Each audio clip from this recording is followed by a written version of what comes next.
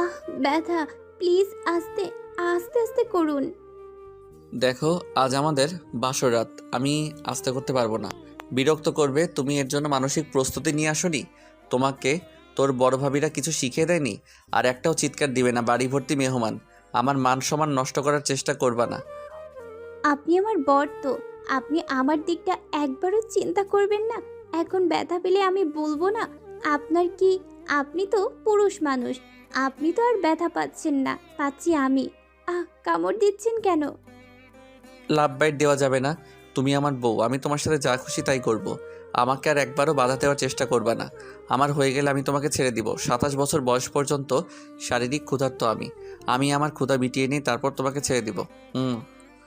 আপনার হৃদয়ে কি একটুও মায়া দয়া নেই? আছে তো সোনা, একটু ধৈর্য ধরো। এই তো আমার প্রায় হয়ে গেছে জান। কিছু সময় পর শুভ আমাকে ছেড়ে দিল।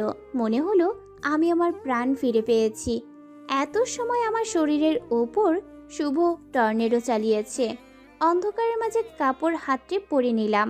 সমস্ত শরীর ব্যথায় বিষের টুকরো হয়ে আছে।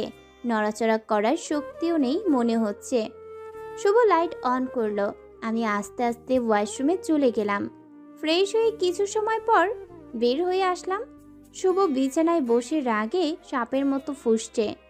বুঝতে পারছি না হঠাৎ শুভর কি হলো। কিছু সময় আগেও তো সব ঠিক ছিল, তাহলে এখন তার হলোটা কি? শুভ, কি হয়েছে আপনার?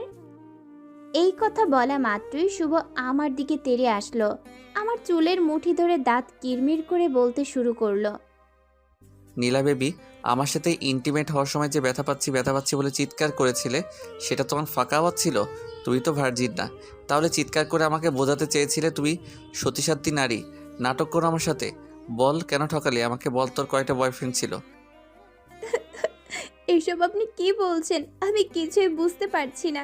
প্লিজ আমার চুলগুলো ছেড়ে দিন, আমি খুব ব্যথা পাচ্ছি।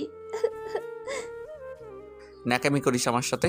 ওই, তুই সত্যি করে বল, তুই আমার সাথে শারীরিক সম্পর্ক করার আগে আরও কত জনের সাথে শারীরিক সম্পর্ক করেছিস? সত্যি কথা না বললে আমি তো আজ মেরেই ফেলবো। বিশ্বাস করেন শুভ, এর আগে আমি কারোর সাথে ইন্টিমেট হইনি। এটাই আমার প্রথম ফার্স্ট টাইম ছিল। আর আমার কোনো দিন বয়ফ্রেন্ড ছিল না। তাহলে তুই ভার্জিন না কেন? আমি তোকে বিশ্বাস করি না। আমি জানি ফার্স্ট টাইম কোনো মেয়ের সাথে শারীরিক সম্পর্ক করলে তার রক্ত বের হয়, কিন্তু তোর বের হলো না কেন? দেশ আগেই স্বাধীন করে ফেলেছিস। দেখুন শুভ, আমি আপনাকে কোনো মিথ্যা বলিনি। এখন বিশ্বাস করা বা না করা আপনার ব্যাপার। এই শুভ, তোর মতো একটা ক্যারেক্টারলেস মেয়ের রাতে সংসার করবে না। তুই আমার কাছে আসার চেষ্টা করবি না, বাসা ভর্তি মেহমান আছে, তাই তোর সম্মানটা নষ্ট করলাম না। 2-1 দিন পর তোর বাড়ি থেকে আমাদের নিতে আসবে। আমরা যাব ঠিকই, কিন্তু ফিরে আসবো আমি একা। তুই আমার সাথে ফিরে আসার চেষ্টা করবি না। আর 6 মাস হলে তোকে আমি ডিভোর্স পেপার পাঠিয়ে দিব। শুভ এমন একটা কথা বলবে, সেটা আমি কোনো দিন আশা করিনি। আমি শুভর পায়ের উপর পড়ে গেলাম। প্লিজ শুভ, আপনি আমার সাথে এত বড় অন্যায় করবেন না। আমি একজন বাঙালি নারী, আর বাঙালি নারীদের একবারই বিয়ে হয়। আমি আপনাকে মনে প্রাণে স্বামী হিসেবে মেনে নিয়েছি। আপনি আমাকে তাড়িয়ে দিবেন না প্লিজ। পা ছাড়া আমার তোর মতো নষ্ট মেয়ের মুখটা দেখতেও আমার ঘৃণা করছে। আমার স্পর্শ করবি না, নষ্ট মেয়ে মানুষ। নোংরামি করার আগে মনে ছিল না? একটা ব্যাপার কিছুতেই বুঝতে পারছি না, যার সাথে নোংরামি করেছিস তাকে কেন বিয়ে করলি না? আমার গলায় কেন ঝুলে পড়লি? অবশ্য বিয়ের আগে যদি ফ্রিতে পাওয়া যায় তাহলে কে বিয়ে করে? আমার চোখের সামনে থেকে যা বলছি, বেয়াদব বেকথাকার। আমি শুভর পা ছেড়ে দিলাম। ওয়াশরুমে গিয়ে লম্বা একটা শাওয়ার নিয়ে বের হলাম। কোনো খারাপ কাজ না করেও আজ আমি খারাপ মেয়ে মানুষ হয়ে গেলাম। কখনো ভাবিনি নিজের স্বামীর থেকে এমন একটা কমপ্লিমেন্ট পাবো। জীবনে একটাও প্রেম করলাম না, তবু আজ শুনতে হলো আমার নাকি অনেকগুলো বয়ফ্রেন্ড আছে। কেটে গেল 3টা দিন। এই 3 দিনে শুভ আমার সাথে কোনো কথা বলেনি। আজ আমার বাড়ি থেকে আমাদের নিতে এসেছে। শুভ রুমে ঢুকলো, আমাকে বলল। নীলা, রেডি হও, আজ আমরা তোমাদের বাড়িতে যাব। আমি কোনো কথা না বলে রেডি হয়ে নিলাম।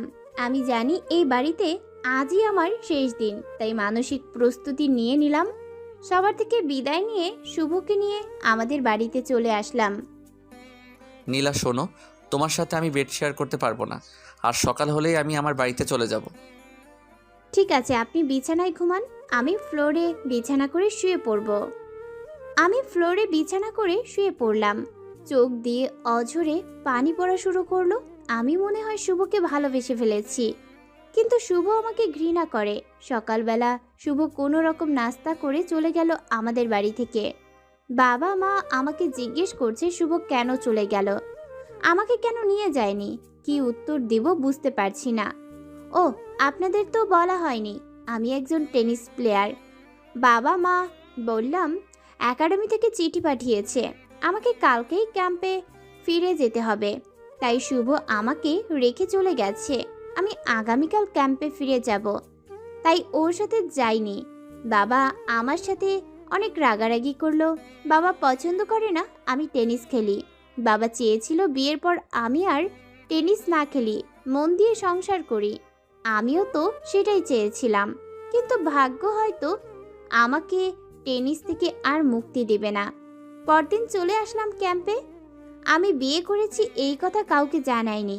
সব কিছু ভুলে আবার টেনিস খেলায় মন দিতে চাইছি, কিন্তু শুভকে কিছুতেই মন থেকে সরাতে পারছি না।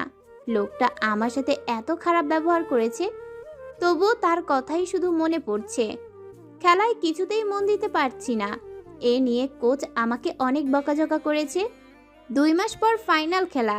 কোচ আমাকে নিয়ে আশা করে আছে আমি চ্যাম্পিয়ন হব। কেটে গেল 2টা মাস। এই 2 মাসে শুধু নীলার কথাই মনে পড়েছে বারবার।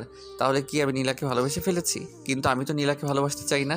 ওর মতো নোংরা মেয়েকে ভালোবাসা যায় না, শুধু ঘৃণা করা যায়। আমি ডিভোর্সের জন্য অ্যাপ্লাই করে এসেছি। 6 মাস হলেই ডিভোর্স পেপার হাতে পাবো। নীলাকে ডিভোর্স দিয়ে আবার বিয়ে করব। এবার বিয়ে করার আগে ভালো করে খোঁজ খবর নিয়ে বিয়ে করতে হবে। আমি দ্বিতীয়বার ঠকতে চাই না। বাবা মায়ের পছন্দের উপর তো প্রথমবার ছেড়ে দিয়েছিলাম। ভেবেছিলাম বাবা আমার জন্য ভালো মেয়ে খুঁজে নিয়ে আসবে। ভুলটা আমারই ছিল। কেন যে তখন নীলার সম্পর্কে খোঁজ খবর নিলাম না? নিলে হয়তো এমন একটা মেয়েকে কোনোদিন বিয়ে করতাম না। আজ আমার ফাইনাল খেলা, ভারতের সাথে খেলা। আমাকে যে চ্যাম্পিয়ন হতেই হবে, কিন্তু ইদানিং শরীরটা খুব খারাপ লাগছে। প্রচণ্ড দুর্বল লাগে। ইচ্ছে করে সারাদিন ঘুমিয়ে থাকি। মনে অনেক সাহস নিয়ে খেলতে নেমেছি, মনের জোরে খেলে যাচ্ছি। শরীরটা চলতে চাইছে না। দেশের সম্মানের কথা চিন্তা করে লড়ে যাচ্ছি। আমি পয়েন্টে এগিয়ে আছি। শেষ পর্যন্ত আমি জিতেই গেলাম, চ্যাম্পিয়ন হলাম আমি। হঠাৎ মাথা ঘুরে পড়ে যাই খেলার মাঠে। আমাকে ধরে নিয়ে আসে আমার রুমে। ডক্টর আসে আমাকে দেখতে। ডক্টর আমাকে দেখে টেস্ট দেয়।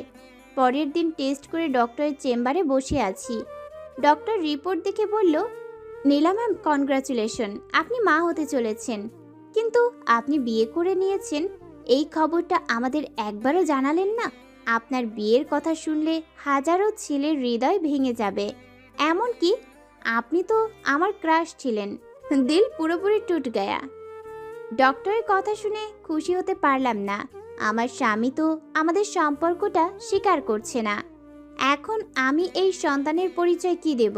আমার সন্তান বড় হয়ে বাবার পরিচয় জানতে চাইলে তাকে আমি কি বলবো? ক্যাম্প থেকে চলে আসলাম বাড়িতে। এই অবস্থায় ক্যাম্পে থাকা যাবে না। দিন দিন আমার পেট বড় হবে। সবাই যখন জিজ্ঞেস করবে আমার সন্তানের বাবাকে, তখন আমি কি জবাব দিব? আমার প্রেগনেন্সির কথা আপাতত কাউকে বললাম না। বাড়ি ফিরে আসার 1 মাস পর আবার ক্যাম্প থেকে ডাক পড়ল। বাধ্য হয়ে ক্যাম্পে আসলাম। খেলা পড়েছে পাকিস্তান আর চীনের সাথে। সবাই এবারও আশা করে আছে আমি জিতব, কিন্তু আমি চিন্তা করছি অন্য কিছু। খেলতে গিয়ে যদি বাচ্চাটা অ্যাবর্শন হয়ে যায়। কিন্তু আমার কিছুই হয়নি। আমি জিতে গেলাম পাকিস্তান আর চীনের সাথে। খেলায় সবাইকে হারালেও জীবন যুদ্ধে আমি হেরে গেছি অনেক আগেই। কেটে গেল 6টা মাস। আজ ডিভোর্স পেপার হাতে পেলাম। এই 6 মাসে একটাবারের জন্য নীলার কোনো খোঁজ আমি নেইনি। কিন্তু নীলা একজন টেনিস প্লেয়ার সেটা আমি জানতাম না। চারিদিকে নীলার নামে জয় জয়কার। বাংলাদেশের হয়ে খেলে প্রতিটা ম্যাচ জিতেছে। কেন জানি মনের মাঝে একটু একটু করে আনন্দ হচ্ছে। নীলা আমার বউ বলে, কিন্তু আমি তোকে বউ বলেই স্বীকার করি না। ডিভোর্স পেপারটা পাঠিয়ে দিলাম নীলার ঠিকানায়। আমি বাবা মাকে সবটা বলে দিলাম। বাবা আমার উপর ক্ষুব্ধ হয়ে আছে। বাবা চেয়েছিল শুভর নামে মামলা করবে, কিন্তু আমি বাবাকে বারণ করেছি। বাবা আর মামলা করতে যায়নি, ডিভোর্স পেপারটা হাতে বাবার হাতেই পড়লো। বাবা পেপারটা আমার দিকে ছুঁড়ে মেরে বলল, যা ভয় পেয়েছিলাম সেটাই হলো। এখন তোর গর্ভের সন্তানের কি পরিচয় দিবি? তোর স্বামী তো তোকে ডিভোর্স পেপার পাঠিয়েছে।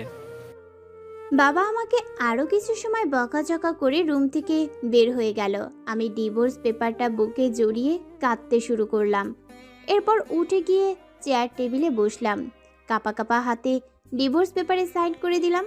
ভেবেছিলাম নিজেই গিয়ে ডিভোর্স পেপার দিয়ে আসব। পরদিন সকালবেলা আমি চলে আসলাম শুভর অফিসে। শুভ অফিসের সবাই আমাকে দেখে খুশি চারদিক থেকে ঘিরে ধরলো। কয়েকজন ছেলে আমার পেটের দিকে তাকিয়ে বলল, আরে ম্যাম, আপনি বিয়ে করে নিয়েছেন? আপনি হলেন আমাদের ক্রাশ, এভাবে বিয়ে করে নিলেন? এখন আমাদের কি হবে? হঠাৎ শুভ এসে পড়ল।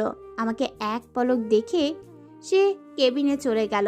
আমি সবাইকে বললাম, আমি একটা শুভ সাহেবের সাথে দেখা করতে এসেছি। আমি গিয়ে শুভর রুমের সামনে দাঁড়ালাম। আসবো মিস্টার শুভ? শিওর, আসুন বসুন। এবার বলুন আমি আপনার জন্য কি করতে পারি? চা না কফি? সাথে কংগ্রাচুলেশনস আপনার অনাগত বাচ্চার জন্য। নো থ্যাঙ্কস, আমি কিছুই খাবো না। আপনি জানতে চাইবেন না আমার পেটের বাচ্চার বাবাকে? আপনি সেলিব্রিটি মানুষ, আপনাদের মতো সেলিব্রিটি মানুষের সম্পর্কে আমাদের মতো সাধারণ পাবলিকের জানার কি খুব বেশি প্রয়োজন? আপনি ঠিকই বলেছেন, তবুও দিন শেষে আমরাও সাধারণ মানুষের মতোই। এনিওয়ে, আমার বাচ্চার বাবা আপনি। আপনাকে ডিভোর্স পেপার দিতে আসলাম আর জানাতে আসলাম, বাচ্চা পৃথিবীতে আসার পর সবাই জানতে চাইবে বাচ্চার বাবার পরিচয়। আমি তো আর হুট করে আপনার নাম নিতে পারবো না, তাই আপনাকে জানিয়ে রাখলাম। এবার আমি আসি মিস্টার শুভ, ভালো থাকবেন। আর হ্যাঁ, আমার বাচ্চা পৃথিবীতে আসলে ওর বাবার পরিচয়টা কিন্তু আপনারই হবে। নীলা আমার কেবিন থেকে বের হয়ে গেল। আমি বাবা হব শুনতে পেয়ে মনের মাঝে অন্যরকম একটা ভালো লাগার সৃষ্টি হলো। পরক্ষণে আবার মনটা খারাপ হয়ে গেল, কারণ বাচ্চাটা আমার কাছে থাকবে না, থাকবে তার মায়ের কাছে। তাহলে আমি কোনো ভুল করিনি তো? বাড়ি ফেরার পথে জ্যামে আটকা পড়ে আছি। হঠাৎ দেখা হলো আমার এক বন্ধুর সাথে। তানভীর আমার বন্ধু, ও একজন ডক্টর। ওকে নিয়ে চলে আসলাম একটা রেস্তোরাঁয়। বসে দুজন গল্প করছি। হঠাৎ ও জানতে চাইলো আমি বিয়ে করব কবে। তারপর আমি ওকে সবটা খুলে বললাম। আরে শালা, তুই বোকা নাকি? সামান্য রক্ত বের হয়নি বলে তুই ধরে নিয়েছিস মেয়েটা ভার্জিন না। শালা, তুই কোন জগতে বসবাস করছিস? বর্তমান সময়ে মেয়েরা খেলাধুলায় খুব অ্যাক্টিভ, তারপর তারা শরীর চর্চাও করে, সামান্য একটা পর্দার মতো থাকে। বেখেয়ালি হয়ে দৌড়াদৌড়ি করলেও পর্দা ফেটে যেতে পারে। তুই তোর বউয়ের ব্যাকগ্রাউন্ড জেনেছিস কখনো? আর তোর বউকে? আমার বউ হলো টেনিস চ্যাম্পিয়ন নীলা রহমান। তার মানে ও টেনিস খেলে বলে এমনটা হয়েছে? কে? টেনিস চ্যাম্পিয়ন প্লেয়ার তোর বউ? আরে নীলা তো আমার ক্রাশ। ভালোই হলো তুই ডিভোর্স দিয়ে দিছিস। এবার আমি নীলাকে বিয়ের প্রস্তাব পাঠাবো। ভালোই হলো, বিনা কষ্টে সন্তানের বাবা হয়ে যাব। নীলা একদিন আমার কাছে এসেছিল, সেদিনই নীলা জানতে পারে ও প্রেগনেন্ট। এবার বুঝতে পেরেছি মা হওয়ার খবর শুনেও কেন নীলা খুশি হতে পারেনি। শালা ফালতু কথা রাখ। আমার বউকে বিয়ে করার শখ জাগছে তোর? ক্যারেক্টারলেস। এবার আমাকে বুদ্ধি দে, কি করে নীলাকে আমার জীবনে ফিরিয়ে আনবো। ফিরিয়ে আনার কি দরকার? নীলার জন্য তো আমি আছি। একটা সুযোগ দিয়ে আমারে বন্ধু। তুই কিন্তু এবার মাইর খাবি আমার হাতে। দূর, রাগ করছিস কেন? যা গিয়ে নীলার কাছে ক্ষমা চা। তোকে একবার ফিরিয়ে দেবে, দুইবার ফিরিয়ে দিবে, দিবে তিনবার ফিরিয়ে দিবে। একটা সময় পর সন্তানের জন্য তোকে সে মেনে নিতে বাধ্য হবে। ধন্যবাদ বন্ধু। আমি এক্ষুনি নীলার কাছে যাচ্ছি। আমি চলে আসলাম নীলাদের বাড়িতে। নীলা আমাকে দেখে ভূত দেখার মতো চমকে উঠল। আপনি আপনি কেন আমাদের বাড়িতে এসেছেন? অপমান করতে, নাকি বিশ্বাস হচ্ছে না আমার পেটের সন্তান আপনার? আপনি যদি আমার পেটের সন্তানের পরিচয় দিতে অস্বীকার করেন, তাহলে আমি জোর করে আপনার পরিচয় দিব না আমার সন্তানের। দরজায় দাঁড়িয়ে সব কথা সারবে নাকি ভিতরে যেতে দিবে? আমি নীলাকে সরিয়ে ভিতরে আসলাম। এরপর নীলাকে বললাম, আমাকে খেতে দাও, খুব ক্ষুধা লেগেছে আমার। খেয়ে নিই, তারপর তোমার সাথে কথা বলবো। নীলা আমাকে খেতে দিল। খাওয়া শেষ হলে আমি নীলার রুমে আসলাম। নীলা আমার দিকে ভ্রু কুঁচকে তাকিয়ে রইল। আমি নীলাকে আমার কাছে টেনে ওর কোমর জড়িয়ে ধরে বললাম, নীলা আমাকে ক্ষমা করে দাও। আমি তোমাকে ভুল বুঝেছিলাম। আমাদের সন্তানের জন্য আমাকে ক্ষমা করে দাও। আমাকে ছেড়ে দিন। আমি আপনাকে ক্ষমা করার কে? আপনার বলা শেষ হলে চলে যান। আমার বাড়ি থেকে ডিভোর্স পেপারে সাইন করে দিয়েছি তো। বুঝেছি, নীলাকে মানাতে আমার একটু কষ্ট হবে, তবুও আমি হাল ছাড়ছি না। আমি আমার বউ সন্তান নিয়ে সংসার করতে চাই। নীলার চোখের সামনে ডিভোর্স পেপার ছিঁড়ে ফেলে দিলাম। রাতের বেলা নীলাকে বুকের সাথে জড়িয়ে ঘুমিয়ে পড়লাম। কেটে গেল কয়েকটা মাস। আমি নীলাকে কিছুতেই মানাতে পারলাম না। নীলা আমার উপর রেগেই আছে। আজ নীলার ডেলিভারি। নীলাকে নিয়ে যাওয়ার হলো ডেলিভারি করাতে। আমরা সবাই বাইরে দাঁড়িয়ে আছি। আমার চোখ দিয়ে পানি পড়তে লাগলো। কিছু সময় পর একজন নার্স এসে ফুটফুটে একটা মেয়ে নিয়ে এসে আমার কোলে দিল। আমি নার্সকে জিজ্ঞেস করলাম, আমার নীলা কেমন আছে? জি আলহামদুলিল্লাহ, আপনার ওয়াইফ ভালো আছে। তার নর্মাল ডেলিভারি হয়েছে। একটু পর আমরা তাকে বেডে দিব। আগামীকাল বাড়ি নিয়ে যেতে পারবেন। আলহামদুলিল্লাহ, আমি খুব খুশি হয়েছে আমার মেয়ে বউ দুজনেই সুস্থ আছে শুনে। কিছু সময় পর নীলাকে বেড়ে দিল। আমি গিয়ে নীলার পাশে বসলাম। নীলা, এবার তো আমাকে ক্ষমা করো। আমাদের মেয়ের মুখের দিকে তাকিয়ে, আমাদের মেয়ের বাবা মা দুজনেরই প্রয়োজন আছে। ঠিক আছে, আমি তোমাকে আমাদের মেয়ের দিকে তাকিয়ে ক্ষমা করে দিলাম, কিন্তু তুমি আজও একটা কথা বললে না। যদি সেই কথা বলতে তাহলে আগেই তোমাকে ক্ষমা করে দিতাম, কিন্তু না, তুমি শুধু বলে গেছো ক্ষমা করো ক্ষমা করো। তুমি এতটা আনরোমান্টিক কেন বলতে পারো? বুঝেছি নীলা, ভালোবাসি তোমাকে জান। আমিও তোমাকে ভালোবাসি আমার বাবুর আব্বু। কি যেন বলেছ? আমি আনরোমান্টিক? ওকে জান, আগে সুস্থ হও, তারপর দেখবে আমি কতটা রোমান্টিক। আসলতে কথা মনে পড়ে, পা ধরেছিলে আমার, আর তুমি বলছো আমি আনরোমান্টিক? সুস্থ হও, তারপর বুঝবা রোমান্টিকতা কাকে বলে। অশুভ লোক একটা, মুখে কিছুই আটকায় না। আমি একটা মুচকি হাসি দিয়ে নীলার কপালে একটা চুমু এঁকে দিলাম। নীলা, দেখো আমাদের মেয়ে দেখতে ঠিক তোমার মতো হয়েছে। আমিও আমার মেয়েকে টেনিস প্লেয়ার বানাবো। একদম না, আমি যে কষ্ট পেয়েছি আমি চাই না একই কষ্ট আমার মেয়ে পাক। এত ভেবো না তো। আমাদের মেয়েকে বিয়ে দিব ডক্টরের সাথে, তাহলে আর ভুল বোঝাবুঝি থাকবে না। তাহলে ঠিক আছে। লাভ ইউ প্রিয়তমা। লাভ ইউ টু প্রিয়তম। গল্প শেষে আপনাদের একটা মেসেজ দিতে চাই। দাসুর রাতে স্ত্রীর সাথে শারীরিক সম্পর্ক করার পর যদি দেখেন ব্লাড বের হয়নি, তখন ধরে নেবেন না আপনার স্ত্রী ভার্জিন না। বর্তমান সময়ে মেয়েরা অনেক এগিয়ে গিয়েছে, তারা ছেলেদের থেকে কোনো অংশেই কম নয়। বর্তমান সময়ের মেয়েরা ক্রিয়া অঙ্গনে অনেক দূর এগিয়ে গিয়েছে।